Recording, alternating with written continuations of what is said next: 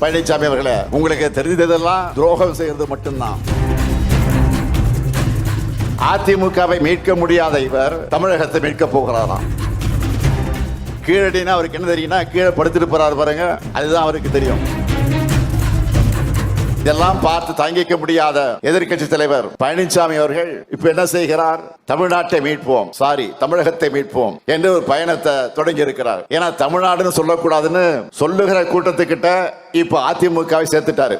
அதிமுகவை மீட்க முடியாத இவர் தமிழகத்தை மீட்க போகிறாராம். திருவாளர் பழனிசாமி அவர்களே, உங்க கிட்ட இருந்து தமிழ்நாடு ஏற்கனவே மீட்கப்பட்டு விட்டது. கூவத்தூர்ல ஏலம் எடுத்து கரப்ஷன் கலெக்ஷன் கமிஷன் தமிழ்நாட்டையே பார்க்காத அவலமான ஆட்சியை நடத்தினீங்க. கொஞ்சம் நஞ்சமல்ல, செஞ்ச குற்றங்கள்ல இருந்து காப்பாத்திக்க பாஜக கிட்ட ஒட்டுமொத்தமாக தமிழ்நாட்டையும் தமிழர்களையும் அங்கே கொண்டு போய் அவருடைய உரிமைகளை அடகு வச்சீங்க. நீங்க செஞ்ச கேடுகள் ஒன்றா ரெண்டா?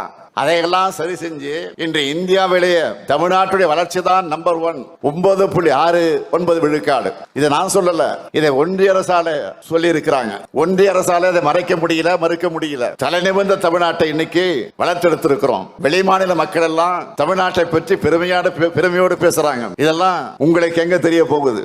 பழனிசாமி அவர்களே, உங்களுக்கு தெரிந்ததெல்லாம் துரோகம் செய்வது மட்டும்தான். உங்களை கொண்டு வந்தவருக்கு துரோகம் செஞ்சு வெளியில் அனுப்புனீங்க. உங்களை நம்பி கொடுக்கப்பட்ட கட்சிக்கும் அந்த தொண்டர்களுக்கும் துரோகம் செஞ்சு கூட்டணி வச்சீங்க. ஆட்சியில் இருந்தப்போ தமிழ்நாட்டு உரிமைகள் அடகு வச்சு தமிழ்நாட்டு மக்கள் மொத்த பேருக்கும் துரோகம் செஞ்சீங்க.